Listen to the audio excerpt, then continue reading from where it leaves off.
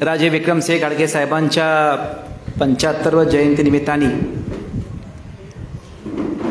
शासन आपल्या दारी आणि समरजित सिंह आपल्या दारी या कार्यक्रमाच्या लाभार्थ्यांच्या भेटीनिमित्ताने आणि कार्यक्रमानिमित्ताने या कार्यक्रमात उपस्थित आमचे कारखान्याचे संचालक युवराज पाटील साहेब, उपस्थित मान्य विक्रम जाधव साहेब, आमचे राज्य बँकेचे संचालक माजी सरपंच माननीय ॲडव्होकेट बाबासाहेब मगदूम साहेब, गावाचे डेप्युटी सरपंच प्रवीण माळी, रंदीवाडीचे सरपंच राहुल खोत, उपस्थित आमचे सगळ्यात तरुण कार्यकर्ते बापूसाहेब शेटे साहेब, आप्पासाहेब पाटील साहेब, उपस्थित विरिशो बँकेचे संचालक राजेंद्र माळी, मनोज कोडोले, सुदर्शन मजले, संदीप क्षीरसागर, लखन हेगडे, विजय घाडगे, बाळासाहेब गुरव, रणजित जाधव, उपस्थित सर्व बूथ प्रमुख, सर्व कार्यकर्ते, सर्व शक्ती केंद्र, सर्व लाभार्थी आणि आलेले आमचे सर्व पत्रकार बंधू भगिनी आणि आमचे सर्व कार्यकर्ते, मी आपल्या सगळ्यांची दिलगिरी व्यक्त करतो की कार्यक्रमाला उशीर झाला, कारण आज या कार्यक्रमानिमित्ताने 16 ठिकाणी मला जायचं होतं. आमच्या सगळ्या लाभार्थ्यांचं आशीर्वाद घ्यायचा होता. मगाशी 3-4 लाभार्थ्यांचं भाषण होतं, तेव्हा ॲडव्होकेट मगदूम साहेब म्हटले की एकच लाभार्थी बोलू दे आणि लगेच आपलं भाषण करा. म्हटलं घाबरू नका, अशी काही माणसं आपण आणली नाही आहे की माझ्या भाषणामध्ये उठून जातील.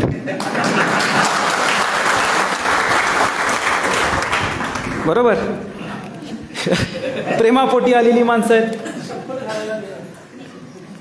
थांबा, त्यांना हेडलाईन मिळाली.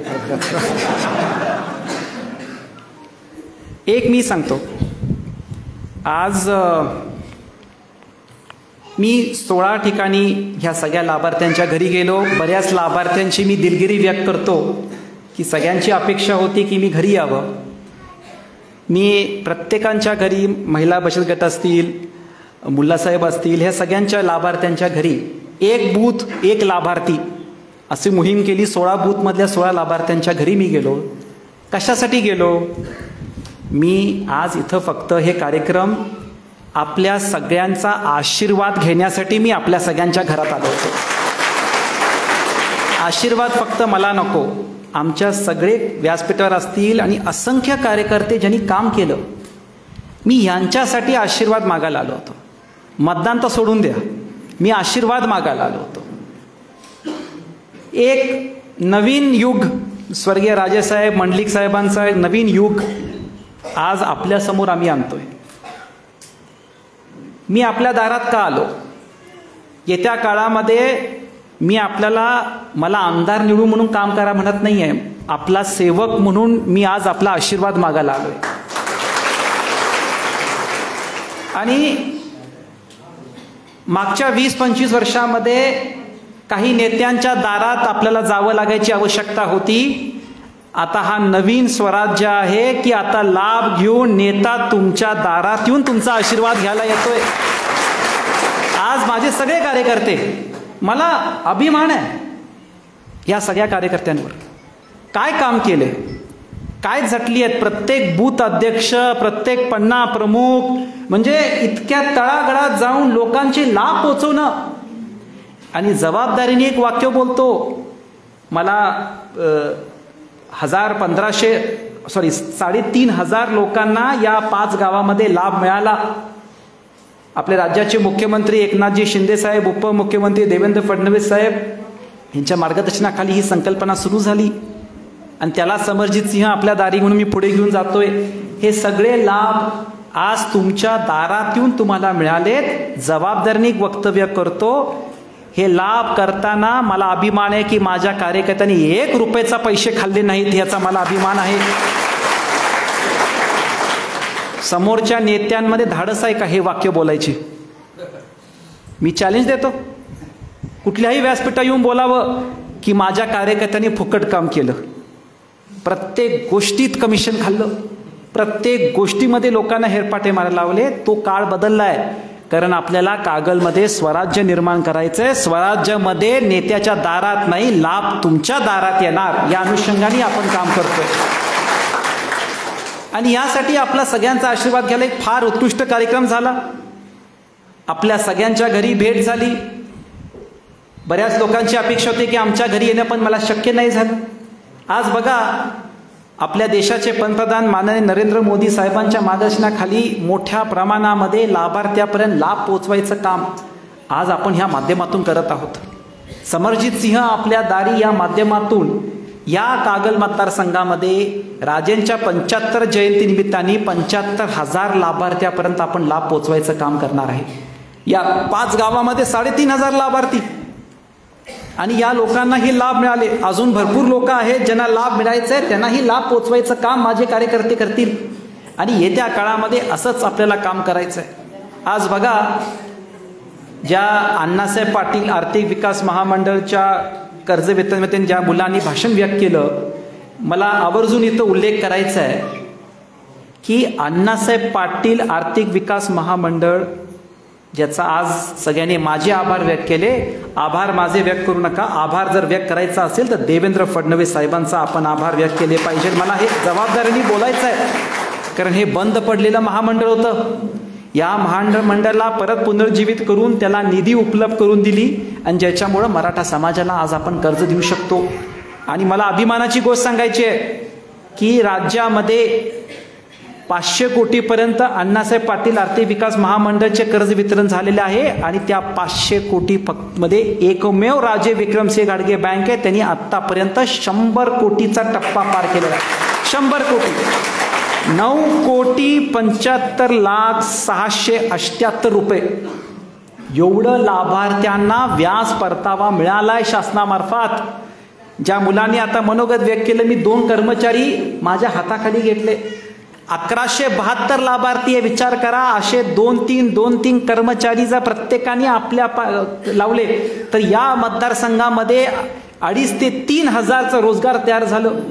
हे महत्वाचं आहे.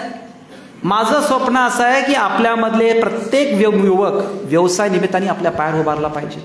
मराठा समाज सोडून इतर समाजासाठी राष्ट्रीय छत्रपती शाहू महाराज व्यवसाय योजना आपण सुरू केली. याच्या माध्यमातून त्यांनाही कर्ज देऊन आपल्या पायावर उभा करायचं काम करतोय, आणि या माध्यमातून आज हे आपण काम करतोय. माझं सगळ्या व्यासपीठावर सगळ्या कार्यकर्त्यांना एक विनंती आहे, या गावामध्ये फार मोठ्या प्रमाणामध्ये फळवाले असतील, फुलवाले असतील, व्यापारी असतील. मगाशी मी मुल्ला साहेबांच्या घरी बोललो. आज राजे विक्रमसिंह घाडगे बँकेने आपल्या देशाचे पंतप्रधान नरेंद्र मोदी साहेबांनी जे ऑनलाईन पेमेंट म्हणजे फोनवर पेमेंट करणं ही जी संकल्पना सुरू केली, परवा आम्ही UPI पेमेंट याची घोषणा केली, लॉन्च केलं. स्वतः मी आणि माझ्या पत्नी भाजी मार्केटमध्ये जाऊन भाजी विकत घेऊन ऑनलाईन पेमेंट केलं. एक राजे विक्रमसिंह घाडगेचा इथं कॅम्प घ्यायला पाहिजे बँकेचा. मी सांगतो, कोऑपरेटिव्ह बँकेमध्ये आणि त्यातून नॉन शेड्यूल कोऑपरेटिव्ह बँकेमध्ये UPI पेमेंटची सिस्टम सुरू करणारी महाराष्ट्रामधली पहिली बँक राजे विक्रमसिंह घाडगे बँक. कशासाठी? आता एक कॅम्प घ्या, बाजारामध्येच घ्या, मेन बाजारामध्येच घ्या. जेवढे काय व्यापारी आहेत, जेवढे काय फुलवाले आहेत, जेवढे काय फळवाले आहेत, पानवाला असेल, फुटाणेवाला, सगळे, या सगळ्यांचं खातं राज्य बँकमधून तो QR कोड या सगळ्या लोकांना उघडून द्या. कारण आपली बँक नॅशनलाइज बँकेचं का घेता, आमच्या बँकेचं घ्या, आणि या माध्यमातून ही पेमेंट सिस्टम आपण सुरू केली पाहिजे. आपल्या समरजित सिंह आपल्या दारी निमित्ताने आज आपण प्रधानमंत्री किसान सन्मान योजनेचं KYCचा कॅम्प घेतला. त्याच्या पुढे राजे विक्रमसिंह घाडगे बँकेचा संजय गांधी निराधारचा कॅम्प आपण घेतला. माझं सगळ्या या 3 गावाच्या कार्यकर्त्यांना विनंती आहे, या 3 गावामध्ये जुने पेन्शनधारक 900 आहेत, 930, 932 आहेत जुने. तर कुठल्या बँकेत खातं आहे मला तो बँकेचा विषय नाही आहे. माझी आपल्या सगळ्यांना विनंती आहे, जुने जे काय लाभार्थी आहेत त्यांच्यापर्यंत जावा, त्यांचा फॉर्म भरून घ्या आणि राजे विक्रमसिंह घाडगे बँकेमध्ये आपण खातं उघडा. मी स्वतः गणपती झाल्यानंतर राजे विक्रमसिंह घाडगे बँकेचं खातं उघडण्याची मोहीम स्वतः समरजी घाडगे करणार आहे. एका बूथमध्ये एका लाभार्थ्याच्या घरात जाऊन त्याचा स्वतः फॉर्म भरून त्याला राजे बँकेचं पासबुक देणार आहे. पासबुक मला का द्यायचं आहे की हे जुने जे 900 लाभार्थी आहेत ह्यांनी कधी आयुष्यामध्ये पासबुक बघितलंच नाही. कुठल्या तरी विरोधी पार्टीच्या नेत्याच्या घरामध्ये एवढे सगळे पासबुक पडलेत. आपण जेव्हा स्वतःला लोकप्रतिनिधी म्हणतो, लोकांना हेळपाटे लावायचं काम आता बंद व्हायला पाहिजे. हे राजेसाहेबांनी, मंडलिक साहेबांनी कधी नाही केलं. लोकांपर्यंत त्यांचे लाभ घेऊन जायला पाहिजे. आज बघा, 600ची पेन्शन जेव्हा होती त्याला 1000 करायचं काम तत्कालीन मुख्यमंत्री देवेंद्र फडणवीस साहेबांनी ऑगस्ट 2019ला केलं. ते जेव्हा अर्थमंत्री होते तेव्हा 1000ची पेन्शन 1500 रुपयाची केली.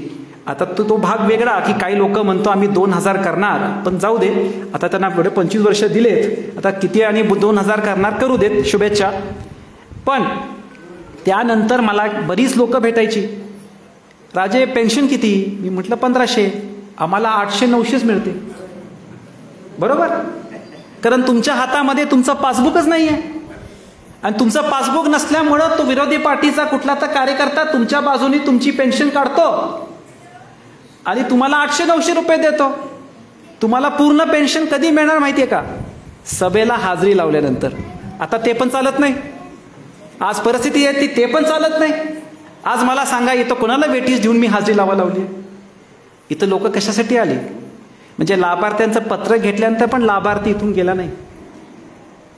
हे आपल्या सगळ्यांचं प्रेम आहे माझ्यावर, त्यासाठी मी मनापासून आपल्या सगळ्यांचे आभार व्यक्त करतो. आज मी कुठल्या आमदारकीच्या पदावर नाही आहे, पण आमदारनी काय करावं हे दाखवून द्यायचं काम मी इथं करायला लागलोय. आमदारांनी काय कर्तव्य करावं हे दाखवून द्यायचं मी इथं तुमच्यासमोर एक निमित्त धरतोय. आणि त्यासाठी आपल्या सगळ्यांना माझी कळकळीची विनंती आहे की येत्या काळामध्ये आपल्याला हेच स्वराज्य मिळवायचं आहे. आणि ते मिळवण्यासाठी आपल्या सगळ्यांचा आशीर्वाद मला पाहिजे.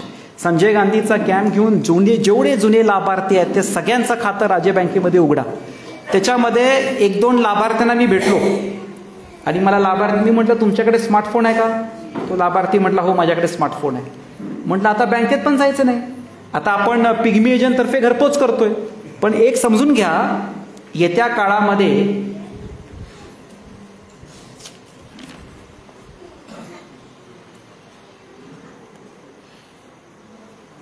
काय विषय, कोणाची उल्लेख करायचा का? त्याच्यामुळं पिग्मी एजंटतर्फे आपण घरपोच पेन्शन करतोय. मी आज आपल्याला विनंती का केली की UPI पेमेंटचा फायदा उद्या जसे जसे पेन्शनधारकांची खाती राज्य बँकेमध्ये उघडणार, पिग्मी एजंटनी एवढा कॅश घेऊन जाणं रिस्की आहे. माझं मत आहे की ज्यांच्याकडे स्मार्टफोन आहेत त्यांना तुम्ही ते UPI पेमेंट कनेक्ट करून दिलं तर त्यांना आता कुठलंही माल विकत घेतायला असणार, त्यांना बँकेची पिग्मी एजंटची पण आवश्यकता नाही. मोबाईलच्या पद्धतीतून ती पेमेंट करू शकतात. आणि या माध्यमाचा कॅम्प आपण सगळ्यांनी घ्यावा. जेवढे लाभार्थी आहेत, आज बऱ्याच लोकांना धान्याचा प्रॉब्लेम आहे, धान्य दुकानदाराकडून धान्याचा प्रॉब्लेम आहे. ते सगळे तक्रारी मी पुरवठा अधिकाऱ्याला केलेले आहेत. कोणाला धान्यापासून वंचित ठेवायचं नाही.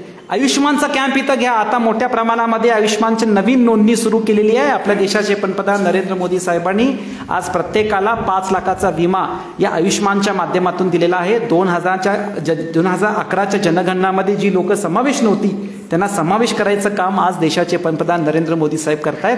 हे सगळी कामं आपण येत्या काळामध्ये, आता बघा तुम्ही ना, सांगावमध्ये किती कॅम्प झालेत. एक कॅम्प संपला की दुसरा कॅम्प, दुसरा संपला की तिसरा कॅम्प. परवाच्या शासन आपल्या दारीच्या कार्यक्रमामध्ये मी अधिकारीचं नाव घेत नाही, आता अडचणीत येतील. मला म्हटले की पाऊस असून सुद्धा एवढ्या मोठ्या प्रमाणात लोक आली कशी? म्हटलं काही लोकांचं 25 वर्षाचं पोचपावतीचं काम आहे बघा. 25 वर्षानंतर अजूनही आपण कागल मतदारसंघामध्ये पेन्शन, धान्य, बेसिक लाभार्थ्यांचं अजून लाभांचं आपण बोलतो. हे दुर्दैव आहे, हे दुर्दैव आहे.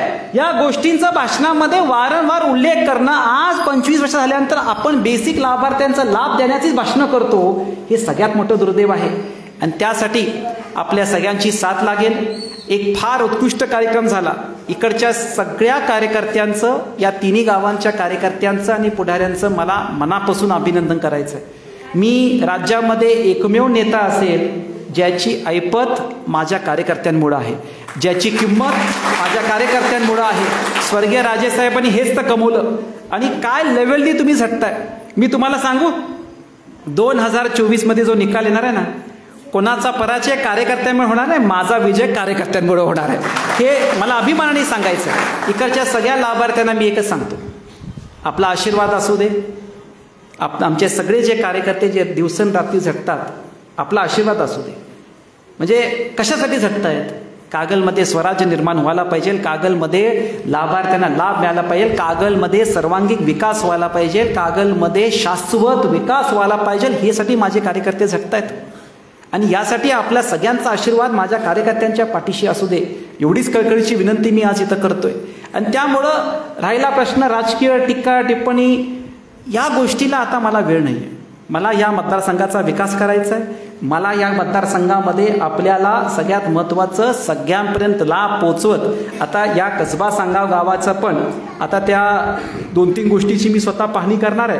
तुमची अजून ते पाणीपुरवठा योजना जी आहे ती अजून का डिले व्हायला लागली आहे, त्याचं एक मीटिंग पण मला लावायची आहे. कोण तो जामदार नावाचा कोणतरी जामदार ना, का एवढी मोठी 9.5-10 कोटी, 10 कोटीची नाही किती 12 कोटीची एवढी मोठी योजना आहे. त्या काळामध्ये त्याचा पाठपुरावा मी असेल का मंडलिक साहेब असेल त्यांनी केला असेल, पण अजूनही ती योजना अजून स्पीडनी होत नाही. त्याची मला आता मी पातवड साहेबांना त्याची मीटिंग लावणार आहे आणि ते कुठं अडकलेलं आहे.